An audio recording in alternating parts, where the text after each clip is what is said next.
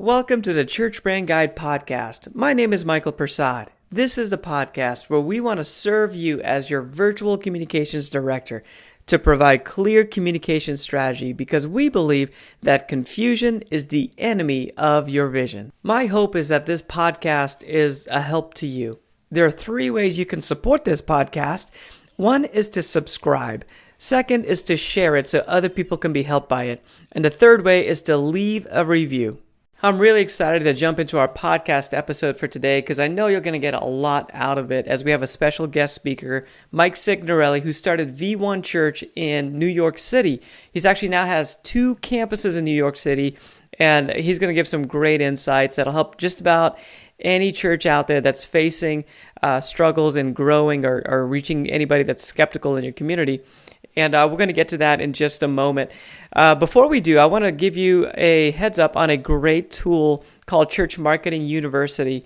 This is a tool that has been developed to help you as a church leader, as a church communicator, market your church. And I want to take just a moment in our podcast to let you know about it because I really believe in the tool and that it's going to do some amazing things for your church.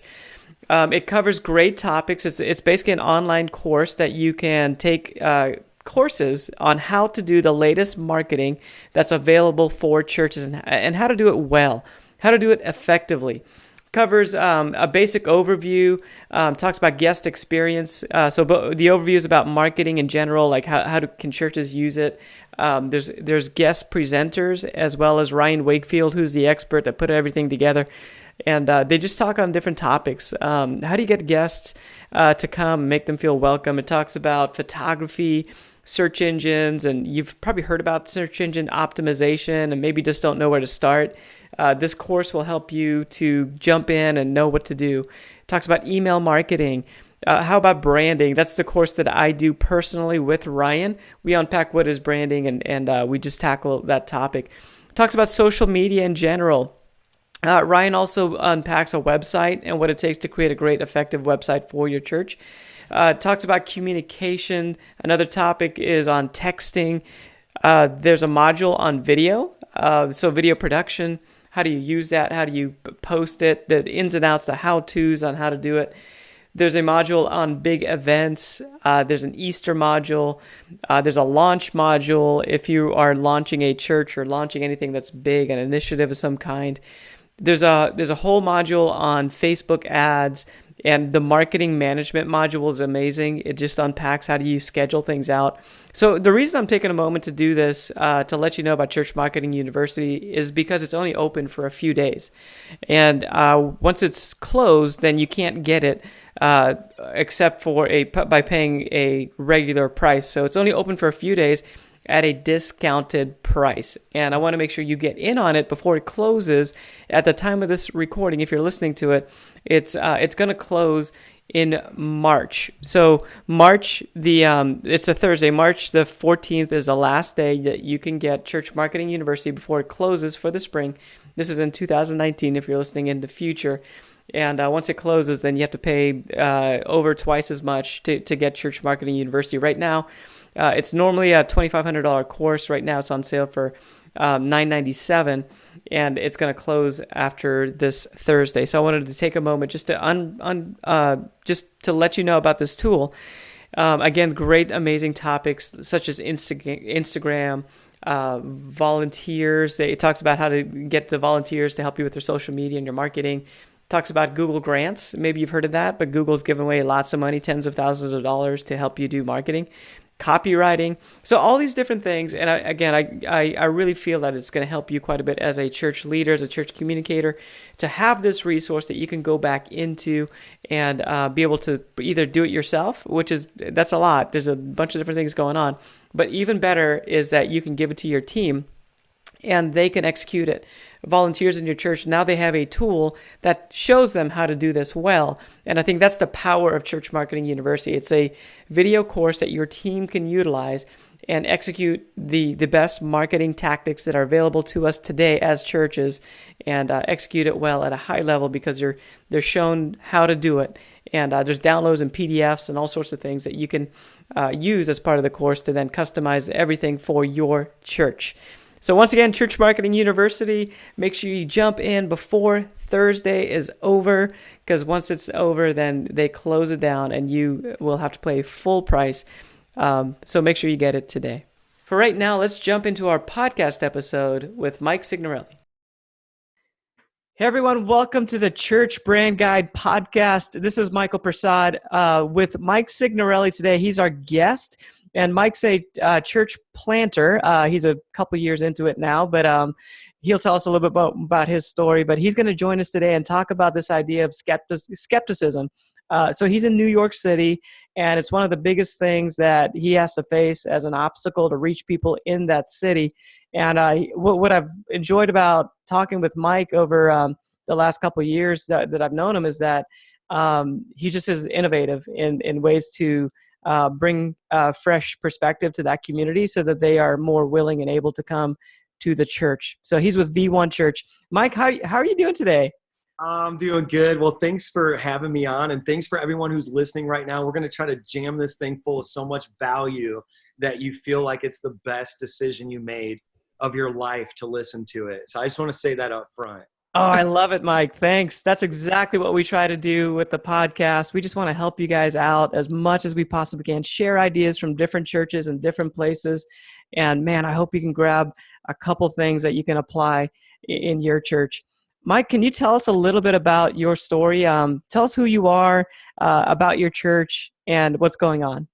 Yeah, absolutely. Okay, so there's this saying, this old adage, if you can make it in New York, you can make it anywhere. So the only reason why we're going to tell any of my story today is because I believe that the people who are listening, if it works in New York, it might work 3 times better in Albuquerque or Wichita or Duluth. So I really believe that some of the barriers that we've learned how to break out here in the concrete jungle can really help you if you're in some rural town in Michigan or whatever. But I'm originally from Indiana, and I moved from Northwest Indiana, which is like home of Michael Jackson and steel mills and that kind of, and corn stalks, ironically, all mixed into one, and moved out to Queens, which is one of the 5 boroughs of New York City, and where we border Brooklyn, and have a 2-location church now between Long Island and Queens, actually. Yeah, so you were, before that, you were at a church, but I think you have some musician background as well. Can you tell us a little bit about what you do? Now, I know there's some people listening who can identify. I was that guy who was, like a Swiss Army knife. I led worship. I served in kids when I had to, unloaded everything, loaded it back up. And I used to actually have a negotiated leave time where I could tour. So I toured and did music, and I spent my time between the House of Blues and the House of God. That was kind of my life for a while. And I was always one of those guys who thought like, well, I'm going to be this successful musician and then eventually church plant, and ended up church planting way sooner than I thought. So that's with V1 Church, you committed wholeheartedly into like, man, this is now what I'm all about. And how long ago was that? It's about 3 years ago. I was the executive pastor at a mega church in Northwest Indiana. And I actually really surrendered to the idea of being number one at number 2. And there's so many guys who want to be church planners. They want to be number 1. And I was like, it's arrogant, and everyone thinks they're number 1. And I was like, you know what, God, like when I look at the picture of Jesus, I see Jesus saying, I don't do my own will, I do the will of my Father. So I kind of really surrendered to this idea of like, what if I'm supposed to be number 1 at being number 2? And right in that season, all these doors opened up for V1 Church to be birthed. And it's a miracle, straight up. I know we don't have time to get into it today, but the story of V1 Church is legitimately me taking music and all my ideas and putting them on the altar, kind of like my proverbial Isaac. And when I went to go plunge the knife into it, it went all the way in. God was like, kill off all that stuff and go plant this church, son. So to give us some context on V1 Church, can you, it's not a boast or anything, but can you just tell us some of your numbers? And you had a couple campuses, right? Can you just describe V1 Church where you are? Yeah, so long story short, just playing and doing shows, I had met people out in New York City Metro, led them to Christ, and then started discipling them. And I think that the model that we have is a disciple-making movement that has become a church planting movement. So it's like the micro gave rise to the macro, because the only way I can explain to people why we've been able to do what we've done in such a seemingly short period of time is that we went slow to go fast. So really the story starts with evangelism in a bar in non-traditional locations, leading people to Christ, and then discipling them. And as a part of that discipleship was make disciples that make disciples. And then now 3, 4, 5 years later, even though our church is only a year and a half into regular weekly services, people are like, well, how are you already at 2 locations? And you're like, but we went slow to go fast. So right now we're a year and a half into regular weekly services. About 500 people call V1 Church home. We started with 18 people a year and a half ago. So it's been incredible growth. And I just, like, again, the only explanation I really have about how that's sustainable has been what we do on the micro with discipleship. Because if you know anything about the Northeast, our story pretty much defies every statistic of what should have happened to us. So explain that a little bit. I think for giving context to people that are in Florida or Texas or any other state, Kansas, like I am, I had to learn about that too. There's like a Northeast thing, like where it's really hard to do church in the Northeast and in New York City. Can you explain some of the challenges that you face in that area? Yeah, here's where I think this has value for the listener. I think people look at the Northeast like, oh, they're the exception to the rule. I personally believe that I'm living in someone else's future right now. And I have this ability through this podcast to say like, hey, I'm you 10 years from now, because we're New York City, that we live kind of in this post-Christian environment. And so I just feel like I live in someone else's future. So the problems that we encounter now, I believe are going to be the problems of Kansas 10 years from now, and so how I'm engaging with a post-Christian culture because I'm not in the Bible Belt may be what, people may be doing what we do now 5, 6, 7, 8 years from now when it finally hits their community. So let's talk about some of the tactics. Like, what are you doing to help the people of New York City who are skeptical just naturally come and be a part of your church? What are you doing that's working? Okay, so as a church planter, if you're listening to this and you're thinking like, well, how do I grow my own community? How do I accumulate this critical mass of people? How do I fill seats, whatever? You have a similar problem that I have. And the problem is there's a lot of noise right now. And, like people listen to your sermon for, 30 minutes, they're in a 70-minute service, and then they're on their phone, like quadruple that amount of time just in that same day, and then multiply that by 7 days. So, I think everyone sort of has the same problem. In New York, it's just compounded by the fact that you have 10 million people in a 20-mile radius. So there's even more noise, and there's more things biting for people's attention.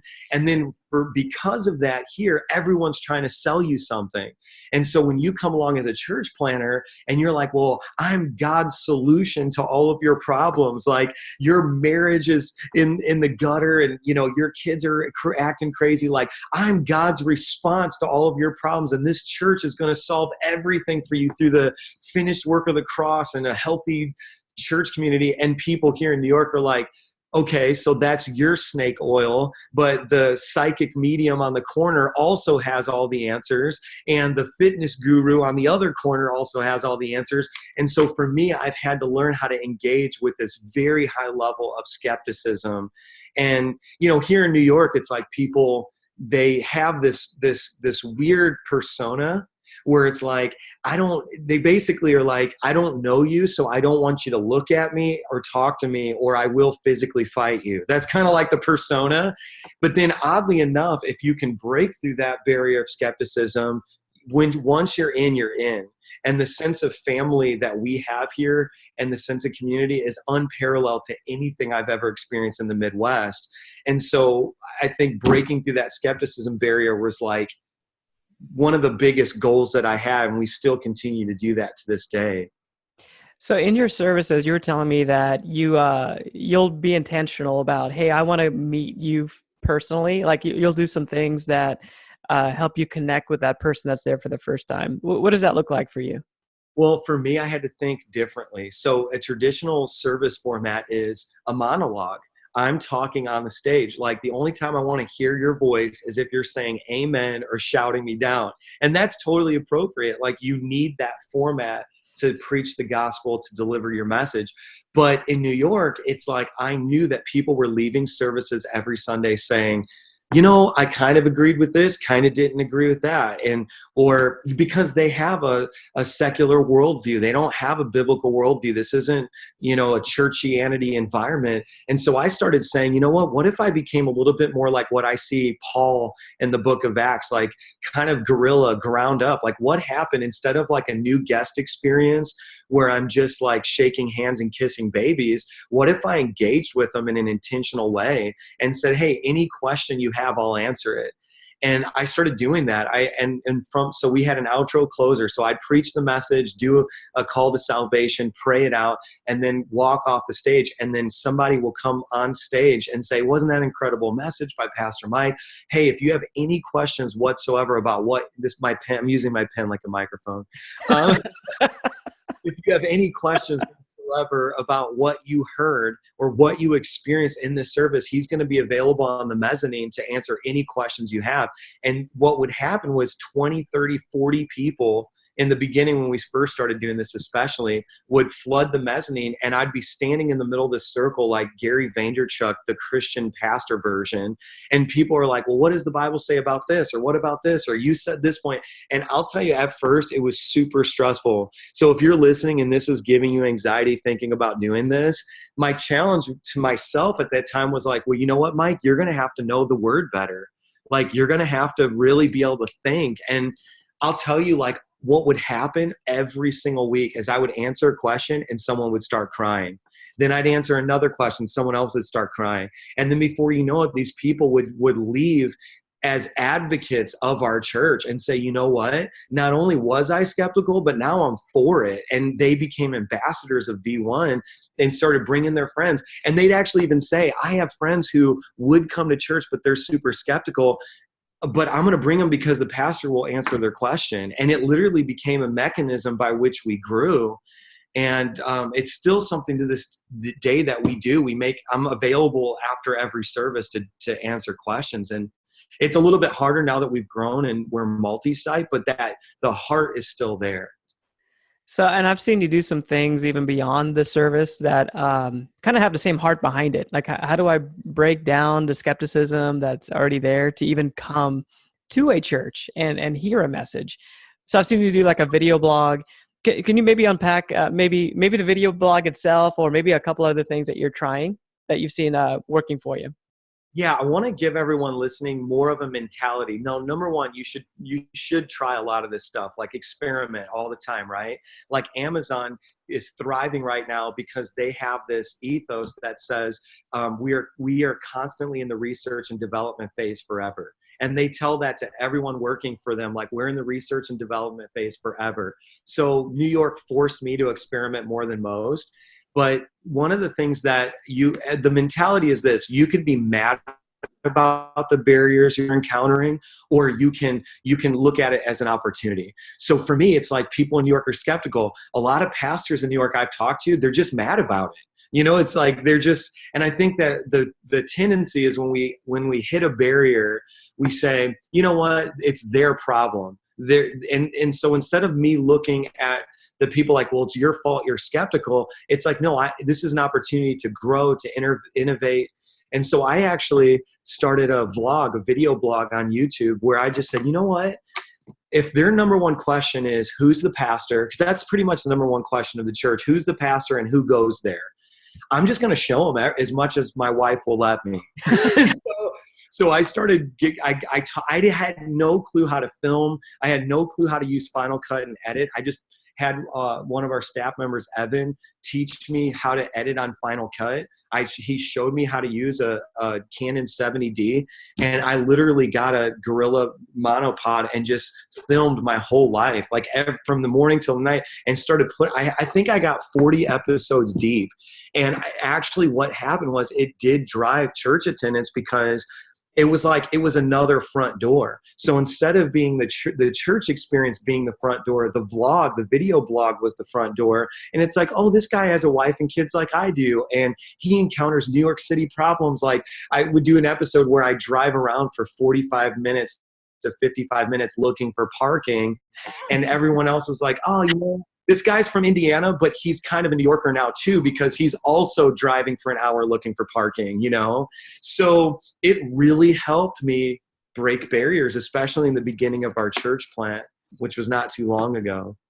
So I love how you just apply, you learn stuff, you apply it. You mentioned Gary Vaynerchuk.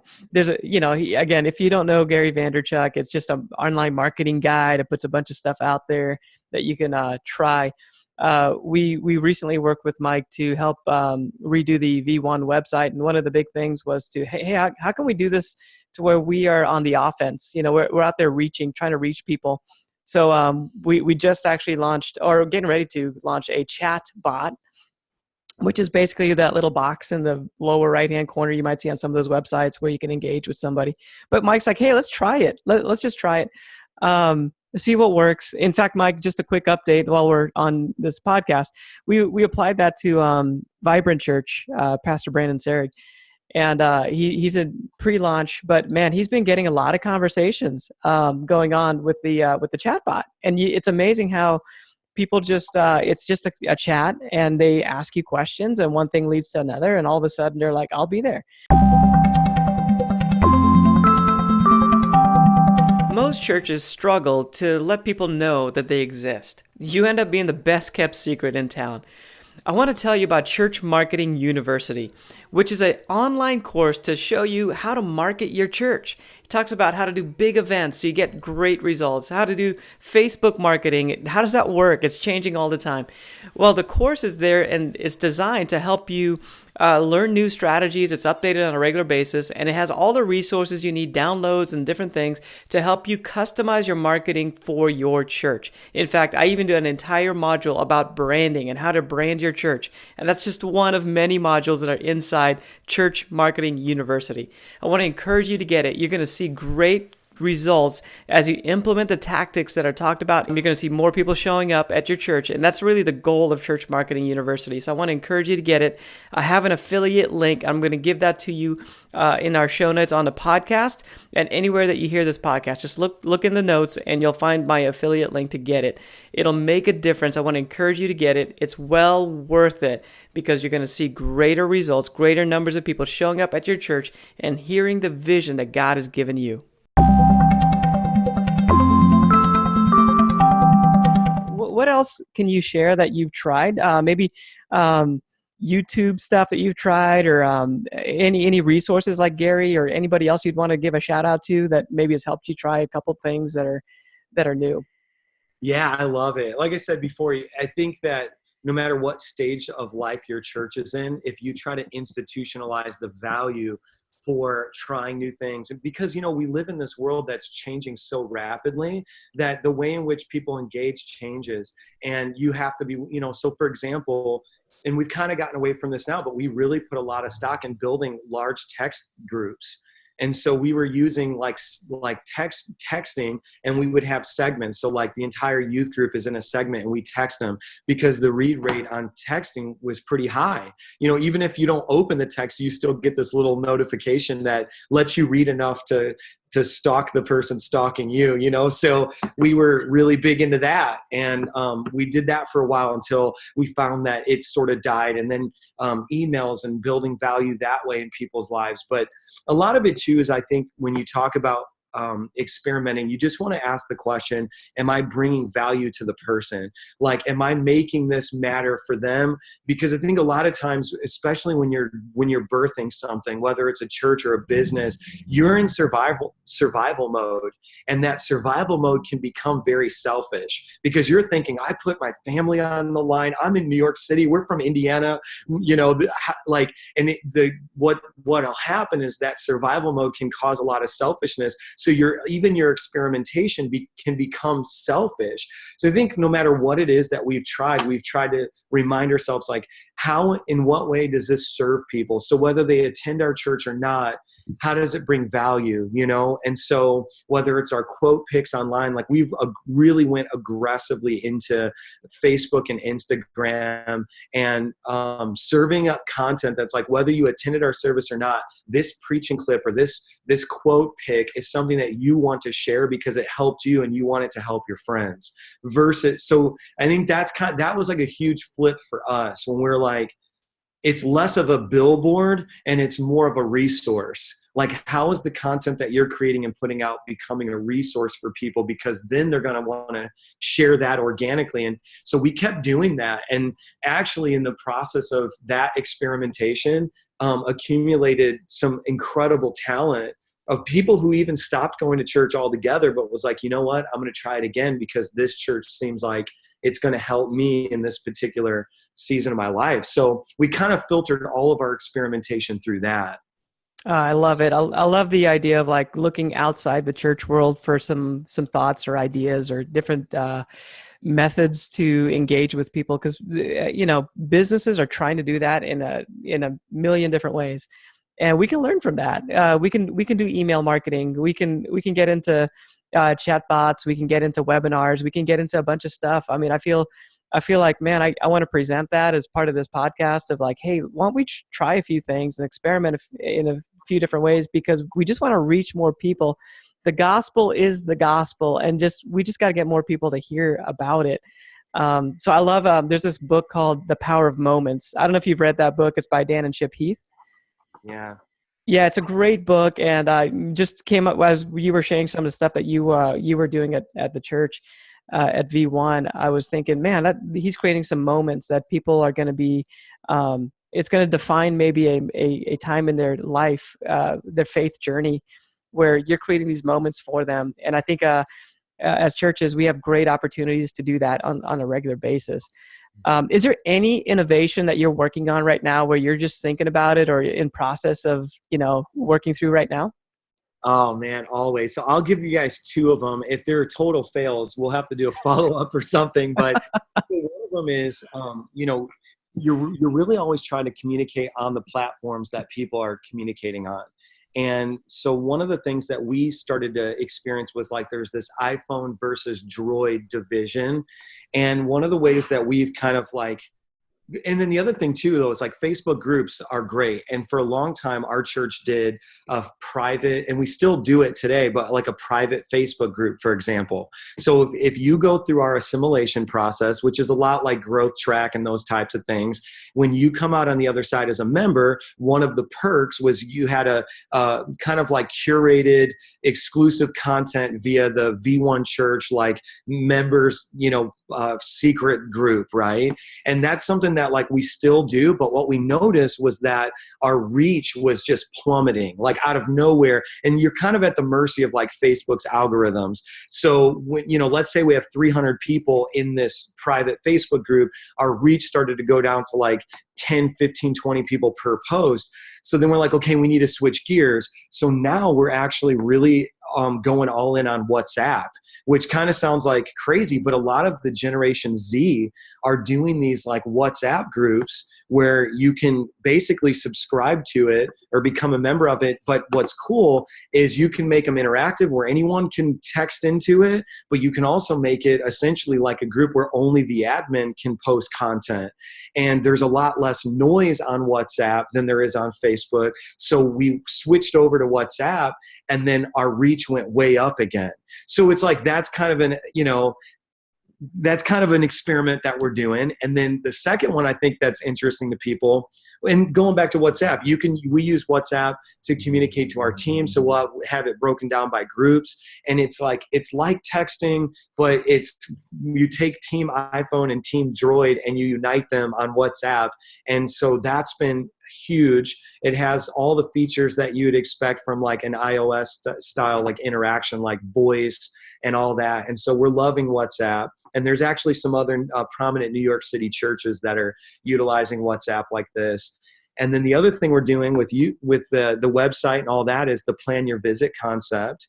And but then more specifically, and I don't know if this has implications for people who are in super rural areas, but we've partnered with Uber.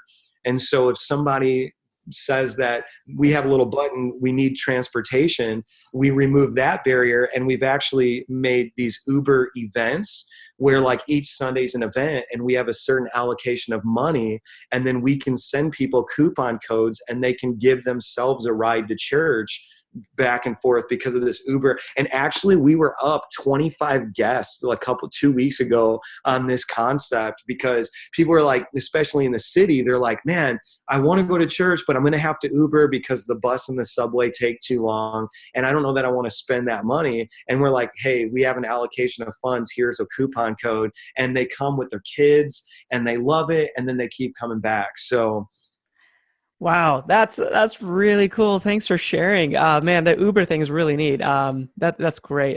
It takes me back when it was a few months ago. We both went to a conference, the same conference, and I remember leaving the conference, going to the airport, and I saw Mike walking through the airport. Or yeah, I think you were sitting at a table, but you had a 70D on top of a gorilla pod.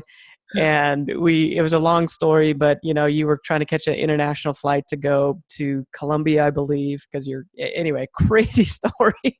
But that's what I think about. With you, Mike, is just how you're trying stuff. You're walking around the airport with a gorilla pod and a 70D and a huge microphone, and you're recording what's going on and creating these videos that are really engaging and interesting to watch. So I'd like to encourage anyone to find Mike and see what he's doing. I think it's really encouraging. I could geek out on stuff with you for a while. So thanks for doing this stuff. I'm going to wrap it up though with one final question. It's really an audience question that from time to time we get some comments coming through, and man, I love to present some of those to our guests. So here's your question, Mike. Why should a church spend money on marketing instead of using money to help orphans? I think this is a great question. So I want to say this. I want to start by saying that churches should help orphans. But I also think that you can't be so myopic and one-dimensional that you can't see a church doing both. And here's why. A percentage of all the funds that come through V1 Church go directly out to missions, both locally, regionally, nationally, and internationally. I literally sent right before this interview, I sent a guy to Puerto Rico to do missions, But I think the implication of marketing is we need a vehicle by which we can reach more people to reach more people. So for example, and this is just people, I think just to spiritualize it, and I would argue that the fish and the loaves of bread was a marketing tactic for Jesus to draw a large crowd, because the reality is he fed them a meal, he multiplied it supernaturally, but then they were hungry again 2 or 3 hours later. So he didn't solve an eternal need in that moment by feeding them. He just attracted them as a result of feeding them. And I think that it's important to attract, marketing allows you to reach more people, which accumulates more funds to help more people. So for me, my why behind marketing is to say, you know what, if a portion of our budget, like let's say 10%, our church does a tithe, and 10% of all of our funds go out to planting more churches, to widows and orphans and underprivileged people, then if I market and more people become connected to our vision and give, then proportionally that 10% represents more money every single year. And so for me, if you're really, really into reaching the lost, and you're really, really into reaching orphans and underprivileged people and disadvantaged people, then you should also be into marketing. because what you're saying is, would I rather reach, like we did Christmas in the last 2 years, we've raised over $100,000 for Christmas for people across Long Island and New York City. And it all started because there was a guy in our church doing this same concept on the micro. And then we said, hey, what if we partnered with entrepreneurs and got the word out? And you know what? We did that, and we reached over 500 people plus in the last couple of years to provide Christmas for them. So I think, but marketing was a part of that. And so I think that if you want to scale up how many orphans that you care for, you'll start caring about marketing. So it's about helping more people. And so I think sometimes people just miss that, and they over spiritualize it, and when I see the story of Jesus and how he reached people, I see this convergence of the natural and the supernatural. So it's like you take marketing and the natural, and you take the supernatural, and you do more because of it. Thanks, Mike. Man, I really love that perspective. Thanks for sharing. Where can people find you if they wanted to check out more about what you're doing? Yeah, you know what? I would love to engage with you guys and have great conversations. First of all, if you go to Instagram and you go to Mike Signorelli _, you can find me there, or you can follow the church, which is very simple. It's V1 New York. So V is in Victor, the number 1, then New York. And you can find my account through there on Instagram, and then same thing on Facebook. And then you can hit up our website directly and find links to all this at v1.church. Yeah, I'd one final question. V1, can you tell me what that is? Like, why V1? Yeah, I'll give you guys the 20-second version. My wife and I were really wrestling with the idea about whether or not we were really church planners or not. I kind of mentioned it at the beginning of this interview. And I said, you know what, God, New York it could be a pipe dream. It could be this sexy, cool, I want to go to New York, and I need to know that it's really your Holy Spirit that's speaking this into my family's life. And I need to know that whatever. So we went to a Link conference, and we were wrestling in the parking lot with whether or not we were really going to go forward with this. And John Varikin actually preached a message, and he got to the end, and he's like, there's a couple that's wrestling with this vision for their life. And I feel like God wants me to tell you it's time to go V1. And he said that V1 is when an airplane takes off the runway, and the moment it takes off is called the point of no return. And it's when you say that, whether the engine blows up or a tire blows out, you've decided this plane is out of runway and it has to fly. And for us, that was a moment where we felt that God sovereignly spoke and said, you guys, you are out of runway. It's like this thing is going to fly. And it's funny because we came out of that Link conference, and we said, you know what, without it, because at that point we didn't have a launch team. We didn't have finances. We had nothing. We just had the vision. We said, we're going to commit to the vision. We're going V1, the point of no return. We're going to take flight with this thing. And within a couple weeks after that, the team just manifested. The money started to come. That's part of the miracle of it. And so here in New York, we tell everyone, when you make a decision to follow Christ, you go V1 with your dreams, with your visions, and you just say, there is no plan B. There's no escape hatch. I'm flying this thing. Man, super encouraging. Thanks for unpacking. And thanks for joining me on the podcast. I really enjoy connecting with you anytime we get a chance to do that. And it's fun to kind of geek out on some of this marketing stuff. So thanks again, Mike, for coming on a Church Brand Guide podcast. Yeah, thanks so much for having me. I loved it, and can't wait to see what comes next.